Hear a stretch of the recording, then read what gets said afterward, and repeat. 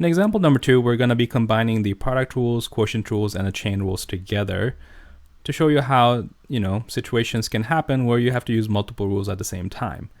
Now, in example number 2, part 1, we have a parentheses with 3x minus 2 raised to the power of 2. We have a second parentheses, 2 minus x raised to the power of 3, and in the middle, there is a product. So this is a problem where we have to use the product rule. The reason why is because we have two bases being multiplied, and regardless of the powers, the bases are being multiplied, so that means we need a product rule. So let's see who the first guy is and who the second guy is. And again, we need the first one prime and the second one prime. So the first one is going to be 3x minus 2 to the power of 2.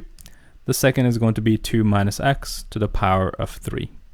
And the derivatives of each one of those is going to be obtained with a chain rule. So for 3x minus 2 to the power of 2, I need to put the 2 down first. 3x minus 1 to the power, 3x minus 2 to the power of 1, and then multiply by the derivative of the inside, which is just simply 3. Now for 2 minus x cubed, I need to bring the 3 down, then put 2 minus x to the power of 2 times the derivative of the inside. Derivative of 2 is going to be 0, and derivative of negative x is going to be negative 1. And finally, keep in mind that this is a product rule, so multiply the corners and add in the middle.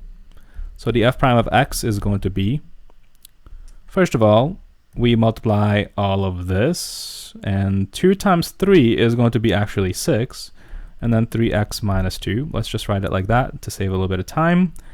And we multiply with the opposite corner, which is the corner of 2 minus x to the power of 3.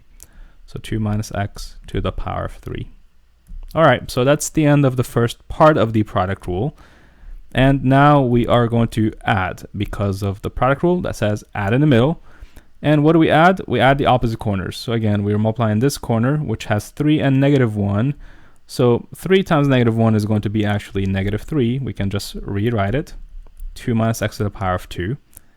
And we are expected to multiply that with the final remaining corner, the corner that says 3x minus 2 squared. And technically, that is the end of the problem. So, if you wanted to, you can stop right here, and that will be the correct solution. Typically speaking, though, we want to continue a couple steps further to make the problem a little bit simpler, to make it look a little bit better. And so I'm going to do that real quick right here. So I have 6 and then 3x minus 2, and then 2 minus x to the power of 3. Then there's a plus and a minus. So plus minus together, that turns into minus, and then 3 with 2 minus x squared, and finally 3x minus 2 squared again. I can stop right here, or I can continue.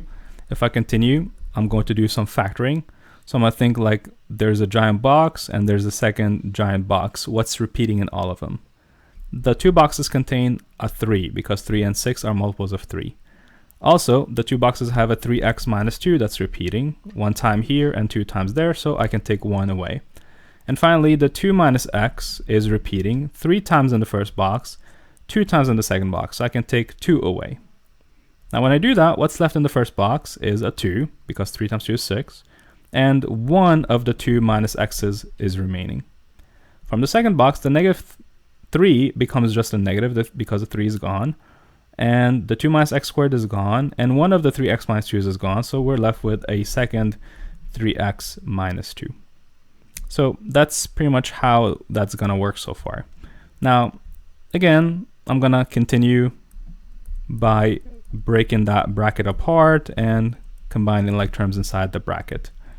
And like I said, all this work is really not required. I'm just doing it because I want to make it look pretty. But again, as a student, you probably don't want to do all this work. And again, be careful when you're going about doing this business right here with the negative has to go to both of those.